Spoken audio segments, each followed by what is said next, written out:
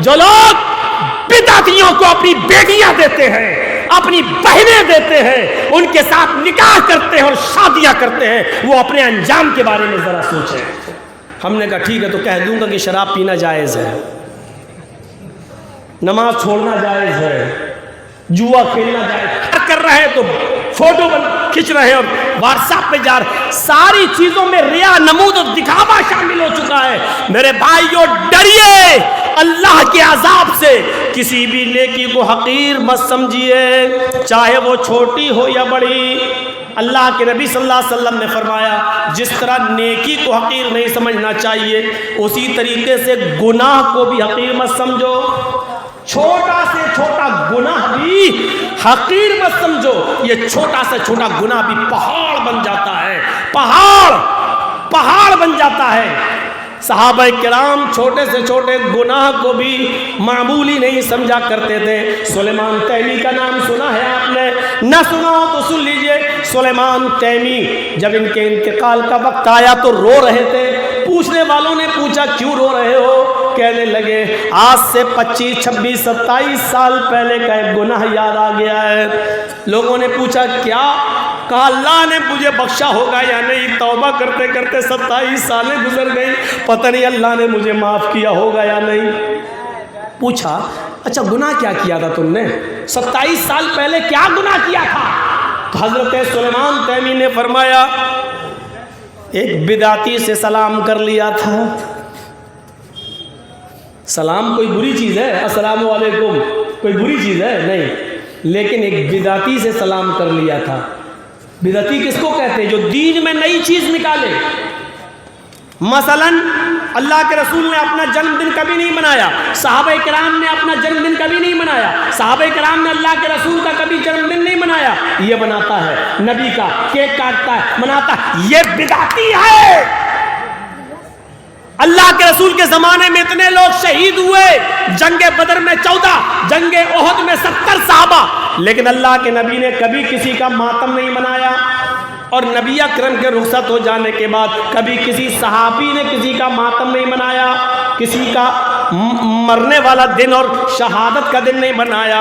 نبی اکرم کے انتقال کے بعد حضرت حسین کا ماتم کرنا، تعزیہ بنانا اور نکالنا، یہی ساری چیزیں بدعت ہیں۔ میرے بھائیوں فرمایا کہ میں نے ایک بدعتی کو سلام کر لیا تھا، اور اللہ کے نبی فرماتے ہیں کہ لعنت اللہ علی من آب محدثا، اللہ کی لعنت ہو اس پر جو کسی بدعتی کو اپنے گھر میں پناہ دے، اور اللہ کی لعنت ہو اس پر جو کسی بدعتی سے سلام کرے۔ اللہ کے نبی نے فرمایا کسی بدعتی کو سلام کرنے والے پر اللہ کی لعنت ہو، اور میں نے بدعتی سے سلام کر لیا تھا۔ اس کی دعا میں 27 سال سے مانگ رہا ہوں اور توبہ کر رہا ہوں، پتہ نہیں اللہ نے مجھے بخشا ہوگا یا نہیں بخشا ہوگا۔ 27 سال سے توبہ کر رہے ہیں، پھر بھی کہہ رہے ہیں اللہ نے مجھے بخشا ہوگا یا نہیں مجھے نہیں معلوم۔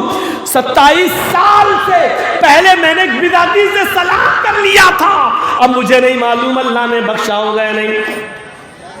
اور جو بدعتیوں کو اپنی بیٹیوں بہنوں سے نکاح کر رہے ہیں ان کا کیا ہوگا؟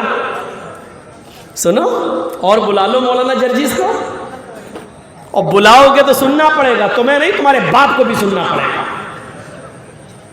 ایک بدعتی کو سلام کر لیا تھا 27 سال پہلے، تو دعا کہہ رہے میں توبہ کر رہا ہوں 27 سال سے، پتہ نہیں اللہ نے مجھے بخشا ہوگا یا نہیں، اس لیے رو رہا ہوں میں، پتہ نہیں میرے مرنے کے بعد میری اللہ نے کیا حالت بنائی اللہ مجھے نہیں معلوم۔ بدعتی کو سلام کر لیا تو اتنا رو رہے ہیں۔ ہم نے کہا ٹھیک ہے تو کہہ دوں گا کہ شراب پینا جائز ہے، نماز چھوڑنا جائز ہے، جوا کھیلنا جائز، کیا مطلب؟ ہم نے کہا اگر شراب پہ بولوں گا تو شرابیوں کو برا لگے گا، جوئے پہ بولوں گا تو جواریوں کو برا لگے گا، بے نماز پہ بولوں گا، نماز پہ بولوں گا تو بے نمازیوں کو برا لگے گا، سنت کے مطابق نکاح کے بارے میں بولوں گا تو ہم نے جو اپنی بیٹیاں ان میں دی ہیں ان کی بیٹیاں جو ان کو برا لگے گا۔ تو یہی تو ہے کہ ہم ایسی تقریر کریں گے جو سب کو پسند آئے۔ کہنے لگے ارے مولانا صاحب سیدھے سیدھے بول دو نا۔ جو لوگ بدعتیوں کو اپنی بیٹیاں دیتے ہیں، اپنی بہنیں دیتے ہیں، ان کے ساتھ نکاح کرتے ہیں اور شادیاں کرتے ہیں، وہ اپنے انجام کے بارے میں ذرا سوچیں۔ मौलवी ये तो खटिया खड़ी कर देगा। इन्हीं लोगों में से पता नहीं कितने लोग ऐसे होंगे जिन्होंने अपनी बेटियों का निकाह कर दिया होगा, अपनी बहनों की शादियां कर दी होंगी। अब सोच रहा क्या हो, सर नीचे करे बैठे हो, और कल हो गए कहेंगे ये मौलवी आ गया लड़ाने और झगड़ा करना है। लड़कियां तुम अपनी गैरों को दो और समझौता मौलवी से करो। एक जगह जलसा करने गए यूपी में, जलसे कमेटी के लोग आए, मौलाना साहब बड़ी मुश्किल से परमिशन मिली है। हमने कहा क्यों? देखिए हम लोग सब मिल के रहते हैं यहाँ। हमने कहा अच्छी बात है भाई, मिल के रहना चाहिए, इसलिए कोई ऐसी बात मत कहना किसी को बुरा लगे। हमने कहा अच्छा तो क्या बोलूँ? बस किसी को बुरा नहीं लगना चाहिए। हमारी बेटियां उनमें गईं, उनकी बेटियां हमारे पास आईं, हमारी बहनें उनमें गईं, उनकी बहनें हमारे पास आईं, किसी को बुरा नहीं लगना चाहिए। हमने कहा ठीक है तो कह दूंगा कि शराब पीना जायज़ है, नमाज छोड़ना जायज़ है, जुआ खेलना जायज़। क्या मतलब? हमने कहा अगर शराब पे बोलूँगा तो शराबियों को बुरा लगेगा, जुए पे बोलूँगा तो जुआरियों को बुरा लगेगा, है बेनमाज पे बोलूँगा, नमाज पे बोलूँगा तो बेनमाजियों को बुरा लगेगा। सुन्नत के मुताबिक निकाह के बारे में बोलूँगा तो हमने जो अपनी बेटियां उनमें दी हैं, उनकी बेटियां जो उनको बुरा लगेगा। तो यही तो है कि हम ऐसी तकरीर करेंगे जो सबको पसंद आए। कहने लगे अरे मौलाना साहब सीधे सीधे बोल दो ना, जुआ खेलना जाए। क्या मतलब? हमने कहा अगर शराब पे बोलूँगा तो शराबियों को बुरा लगेगा, जुए पे बोलूँगा तो जुआरियों को बुरा लगेगा, है बेनमाज पे बोलूँगा, नमाज पे बोलूँगा तो बेनमाजियों को बुरा लगेगा। सुन्नत के मुताबिक निकाह के बारे में बोलूँगा तो हमने जो अपनी बेटियां उनमें दी हैं, उनकी बेटियां जो उनको बुरा लगेगा। तो यही तो है कि हम ऐसी तकरीर करेंगे जो सबको पसंद आए।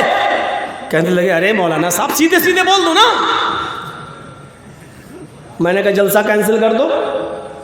नहीं। अब उन्होंने टॉपिक दे दिया हमको, आपको सीरतुन नबी पे बोलना है। मैंने कहा मैं चाहूँ तो सीरतुन नबी में भी ये सब चीज़ें ला सकता हूँ। बोले मौलाना साहब देखिए कर्फ्यू लग जाएगा यार, आप तो चले जाएंगे, भुगतना हम लोगों को पड़ेगा। उस दिन की तारीख से तकरीर तो कर दी, बोल दिया सीधे सीधे, चला आया, लेकिन उस दिन की तारीख से तकरीबन 14 साल का ज़माना गुजर चुका है। 14 साल से बराबर वो मेरी तारीख मांग रहे हैं। आज मैं आपको बतला रहा हूँ 14 साल से उस इलाके में मैं दोबारा कदम नहीं रखा। समझौता करना हमें नहीं आता है इस बात पर कि हम तुम्हारी मर्जी से बोलेंगे, तुम्हारे इलाके में जो हो रहा होगा उस पर हम समझौता करेंगे। मेरे भाइयों, जहां सूदी कारोबार होगा वहां सूद पे बोलेंगे, जहां शराब नोशी होगी वहां शराब पे बोलेंगे, जहां नमाज का मजाक उड़ाया जा रहा होगा वो नमाज के ऊपर बोलेंगे, जहां जुआ खेला जा रहा होगा वहां जुए पे बोलेंगे। और कोई ये कहे कि हमारे जुआरी बहुत है, जुए पे मत बोलना वरना लोगों को बुरा लगेगा, तो मेरे भाइयों वो अपने इलाकों में जलसा कराना छोड़ दे या कम से कम हमें बुलाना छोड़ दे। मेरे भाइयों, ये समझौते नहीं होते हैं, तकरीरें इस्लाह के लिए होती हैं, इस्लाह के लिए। अब सोचिए कि छोटी सी और मामूली सा काम था, अस्सलाम वालेकुम, एक बिदअती से कर दिया था, कह रहे 27 साल से मैं तौबा कर रहा हूँ। तो मामूली गलती को भी मामूली मत समझो। 27 साल से तौबा करने के बाद भी एहसास हो रहा है उनको। हमें और आपको अंदाज़ा लगाना चाहिए और बहुत सोच समझ कर अपनी ज़िंदगी गुजारना चाहिए। मामूली बात मत समझो। एक और बुजुर्ग गुजरे ताबई है, वो ताबई किसको कहते हैं? जिसने किसी सहाबी को अपनी आंख से देखा हो। सहाबी किसको कहते हैं? जिसने अल्लाह के रसूल को अपनी आंख से देखा हो, ईमान की हालत में, ईमान लाया, वो तो हो गया सहाबी। और जिसने सहाबी को ईमान की हालत में देखा वो हो गया ताबई। तो एक ताबई का वाक़या बता रहा हूँ। इनकी दुकान मार्केट में थी, इनकी दुकान बाजार में थी।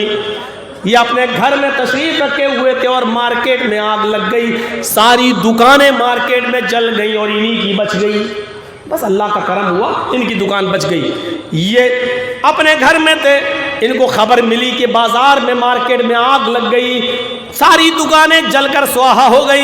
ये ताबई अपने घर से निकले और भागते हुए बाजार की तरफ जाने लगे। वहाँ से लोग भागते हुए आ रहे थे और इस ताबई से, इस बुजुर्ग से कहने लगे कहाँ जा रहे हो? कहा बाजार में अपनी दुकान देखने के लिए। फरमाया सारी दुकानें जल गई, मैं वहीं से आ रहा हूँ, लेकिन अल्लाह की मर्जी देखो, अल्लाह ने तुम्हारी दुकान में कुछ नहीं होने दिया, तुम्हारी दुकान बच गई। आग पर काबू पा लिया गया। اور پانی سے بجھا دیا گیا، لیکن مارکیٹ میں کسی کی دکان نہیں بچی، صرف آپ کی دکان بچ گئی۔ ان کی زبان سے نکلا الحمدللہ، تمام تعریفیں اللہ کے لیے ہیں۔ یہ تابعی کا انتقال کا وقت آیا تو یہ 25 سال تک روتے رہے اور گڑ گڑاتے رہے۔ جب ان کا انتقال کا وقت آیا تو لوگوں نے پوچھا کہ تم کیوں رو رہے ہو؟ فرمایا کہ میں نے غلط مقام پر اور غلط جگہ پر الحمدللہ کہہ دیا تھا۔ جملہ اچھا ہے الحمدللہ، لیکن جگہ غلط تھی، وہاں نہیں کہنا چاہیے تھا۔ کیوں؟